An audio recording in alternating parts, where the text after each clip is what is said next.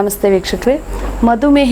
ಮಧುಮೇಹವನ್ನು ಹತೋಟಿಯಲ್ಲಿ ಇಟ್ಕೊಳ್ಬೇಕಂದ್ರೆ ಮಾತ್ರ ಒಂದು ಔಷಧಿ ಆಗತ್ತಾ ಅಥವಾ ಯಾವ ಬದಲಾವಣೆ ಮಧುಮೇಹವನ್ನು ಹತೋಟಿಗೆ ತಂದುಕೊಳ್ಬಹುದು ಅಂತ ತಿಳ್ಕೊಳ್ಳೋಣ. ಮುಖ್ಯವಾಗಿ ಮಧುಮೇಹಿಗಳು ಮಾಡಬೇಕಾಗಿರುವಂಥ ಕೆಲವು ವಿಚಾರಗಳಿದೆ.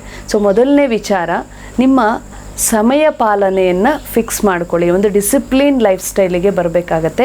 ಪ್ರತಿ 4 ಗಂಟೆಗೆ ಒಮ್ಮೆ ಆಹಾರ ಸೇವನೆಯ ಅಭ್ಯಾಸದೊಂದಿಗೆ ನಿಮ್ಮ ದಿನಚರಿಯನ್ನು ಶುರು ಮಾಡಿಕೊಳ್ಬೇಕು. ಪ್ರತಿ 4 ಗಂಟೆಗೆ ಒಮ್ಮೆ ಆಹಾರವನ್ನು ತೆಗೆದುಕೊಳ್ತಕ್ಕಂಥದ್ದು.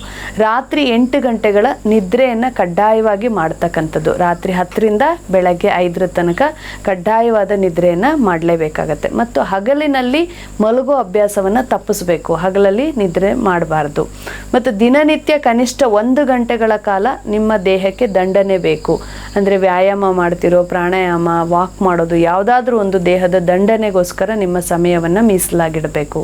ಹಾಗೆ ನೀವು ತಿಂತಕ್ಕಂಥ ಪ್ರತಿ ಆಹಾರದಲ್ಲಿ 3/4 ಭಾಗದಷ್ಟು ಆಹಾರ ತರಕಾರಿಗಳಿಗೆ ಮೀಸಲಾಗಿಡಿ.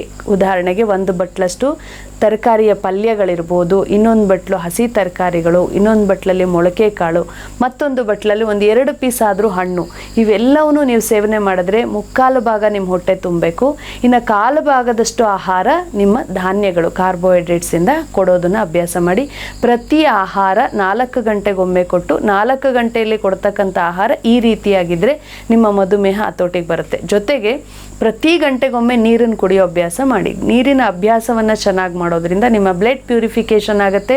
ನಿಮ್ಮ ರಕ್ತದಲ್ಲಿ ಗ್ಲೂಕೋಸ್ ಅಂಶ ಉಳಿದಿದ್ರೂ ಕೂಡ ಶುದ್ಧೀಕರಣವನ್ನು ಮಾಡಿಕೊಂಡು ನಿಮ್ಮ ಮಧುಮೇಹವನ್ನು ಹತೋಟಿಯಲ್ಲಿ ತಂದುಕೊಳ್ಳುತ್ತೆ. ಮತ್ತು ಇದರ ಜೊತೆಗೆ ನಿಮ್ಮ ಬೇರೆ ದುರಭ್ಯಾಸಗಳೇನಾದರೂ ಇದ್ದರೆ, ಕಾಫಿ, ಟೀ, ಡ್ರಿಂಕ್ಸು ಅಥವಾ ಬೀಡಿ, ಸಿಗರೇಟು, ಈ ಥರದ ಕೆಟ್ಟ ಅಭ್ಯಾಸಗಳಿದ್ದು, ಹೋಟೆಲಲ್ಲಿ ತಿನ್ನೋ ಅಭ್ಯಾಸ, ಹೊರಗಡೆ ತಿನ್ನೋವಂಥದ್ದು, ಈ ಬೇಕ್ರಿ ಐಟಮ್ಸ್ಗಳನ್ನು ತೊಗೊಳ್ಳೋದು, ಇಂಥ ಅಭ್ಯಾಸಗಳಿದ್ದರೆ ಅದನ್ನು ನೀವು ರದ್ದು ಮಾಡಬೇಕಾಗತ್ತೆ. ಮತ್ತು ಗೋಧಿಯ ಆಹಾರಗಳನ್ನು ಬಳಸಬಾರ್ದು. ಗೋಧಿ ಬಳಸಿದಷ್ಟು ಮಧುಮೇಹ ಹೆಚ್ಚಾಗ್ತದೆ ವಿನಃ ಕಡಿಮೆ ಆಗೋದಿಲ್ಲ. ಇಷ್ಟು ನಿಮ್ಮ ಮನವರಿಕೆಗೆ ಬಂದರೆ ನಿಮ್ಮ ಶುಗರನ್ನು ಕಂಟ್ರೋಲಿಗೆ ತೊಗೊಳ್ಬೋದು.